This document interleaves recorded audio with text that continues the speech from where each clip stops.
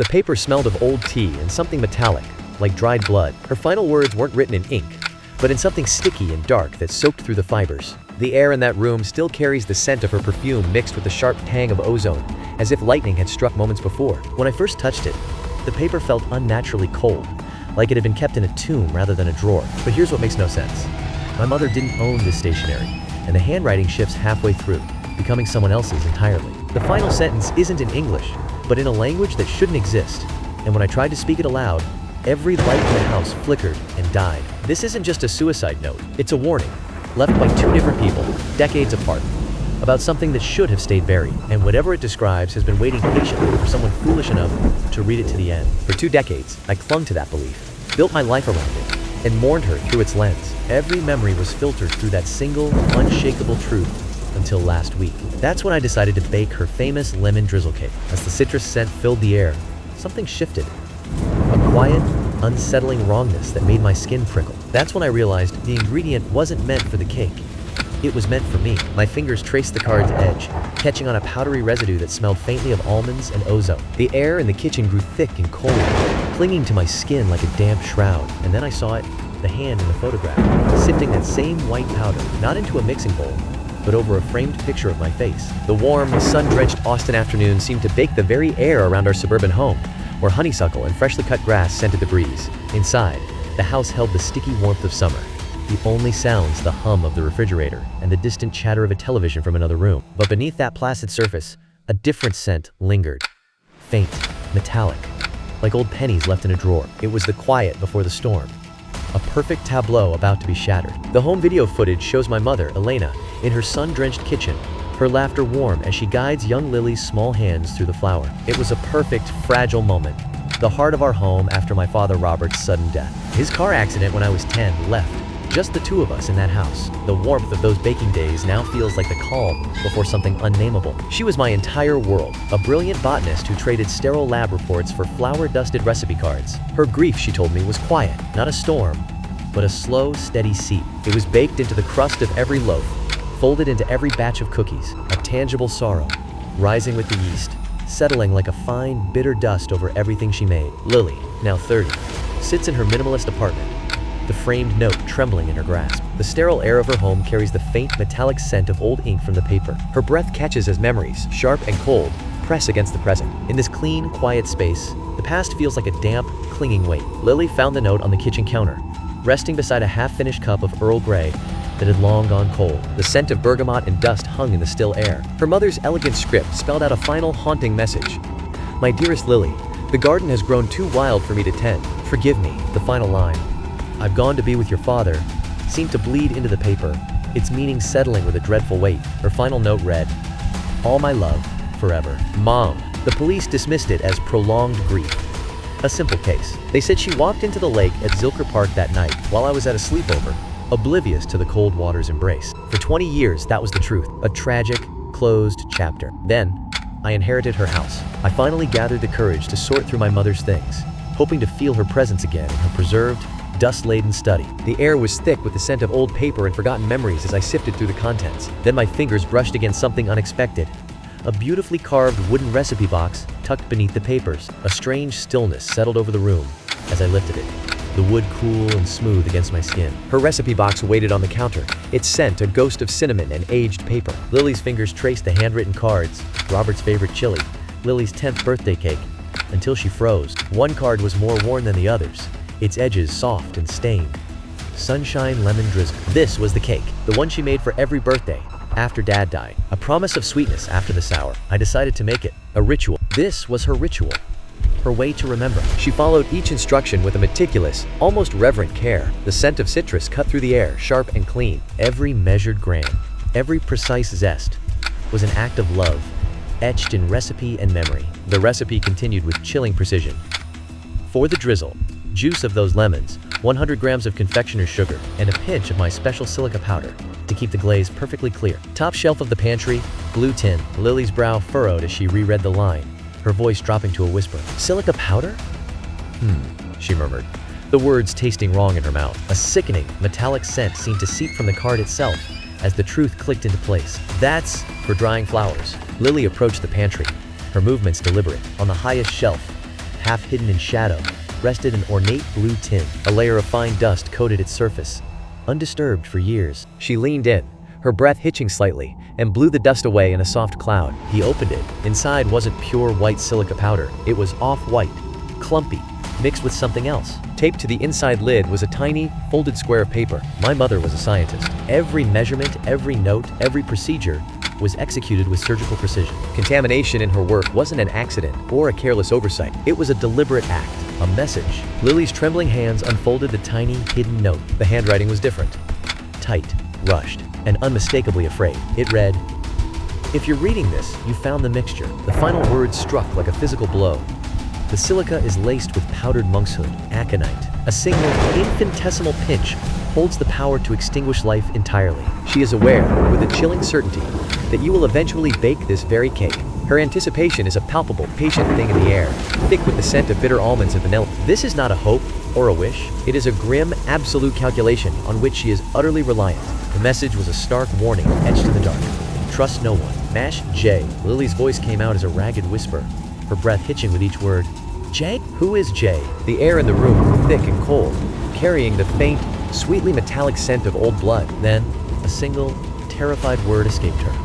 More a breath than a sound. Monkshood. Her fingers trembled across the keyboard, pulling up image after image of a beautiful, deceptive purple flower. The headlines blared a grim truth. Aconite, the murderer's choice. A poison so lethal it's called the queen of poisons. Symptoms unfolded in chilling detail. Nausea, creeping paralysis, then sudden cardiac arrest. And the most terrifying part? It often masquerades as a simple heart attack, leaving no trace but a body. The suicide note was a perfect, chilling setup. It was never meant to be her end. It was designed to be mine. A faint scent of ozone and old paper clung to the air. A cold, creeping dread settling in the room. Every whispered scratch of the pen on that note now echoed with a different, more sinister intent. The plan was flawless, a macabre masterpiece, but the target was wrong. Years later, I patiently sifted through a cake of mourning and memory. The scent of old paper and dust clinging to the air. But someone knew. Someone had tried to warn me with a single, trembling initial.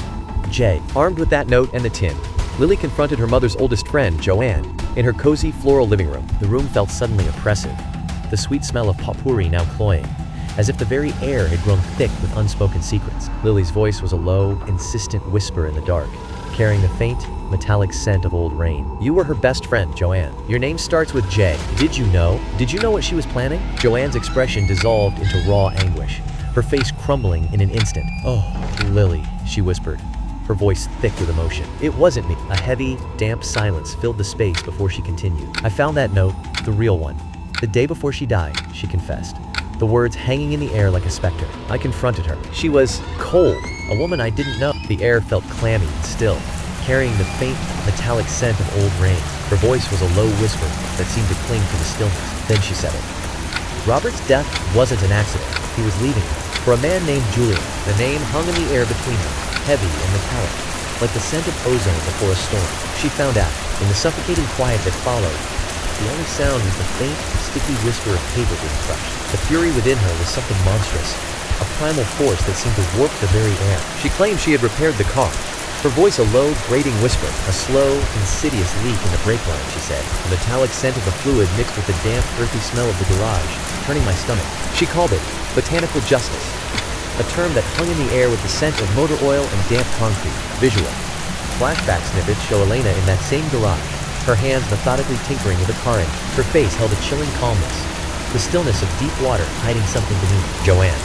She said her grief was an act, a performance crafted for you, and for this entire town. But the guilt, it began to devour her from within. Not guilt over Robert's death. It was the gnawing, relentless guilt over you. A cold, damp dread settled in her bones, whispering what you had done. Her obsession grew from loving you so deeply it became painful. Every glance at your face showed her Robert's ghost staring back. A sickening certainty settled in her mind.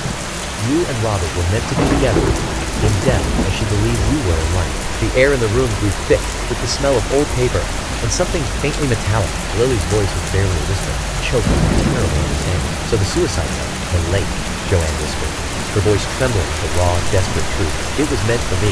She knew I had uncovered her secret. The air grew heavy with the scent of damp earth and something metallic, like old blood. She threatened to pin Robert's murder on me if I ever spoke a word. She told me she was leaving, But if anything happened to her, or if I ever fell ill, the evidence would lead straight to me. That note became my insurance policy, my guarantee to remain silent. I wrote that warning and concealed it the day before she died. Now, the metallic scent of old secrets hangs in the air, and every creak of the house feels like an accusation. The realization hit Lily like a physical blow, draining the color from her face. All those years of watchful eyes and careful smiles weren't about protecting a child from an immediate threat. They were a patient, chilling prelude, a slow-burning fuse set to detonate in adulthood. The poison wasn't meant for the girl I was, but for the woman I'd become. Lily's voice was flat, final, but she did die. She went into the lake. Then, from the shadows, Joanne's whisper came, thick with tears. I followed her that night. The damp, iron-tinged scent of the lake seemed to seep into the room. I was so afraid for you, she confessed, the admission hanging in the heavy air like a promise of dread. Our final argument unfolded by the water's edge, the air thick with the scent of damp earth and decay. She whispered, "It's better this way." A clean ending, her voice carrying the finality of a closing door. I pleaded for her to seek help, my words swallowed by the lapping of frigid water against the shore. Without another word, she turned and walked toward the car and back to you, her footsteps leaving a hollow echo in the gathering dark. She lost her footing on the slick, moss-covered stones. Her head struck the unforgiving rock with a sickening crack before she vanished beneath the black water. The air was suddenly thick with the scent of wet stone and something metallic. I stood there, the cold damp of the place seeping into my bones, utterly paralyzed. I stood motionless as the current pulled her away, my mind clinging to the delusion that this was salvation for you. The air in my apartment now smells of stale regret and cold, damp concrete.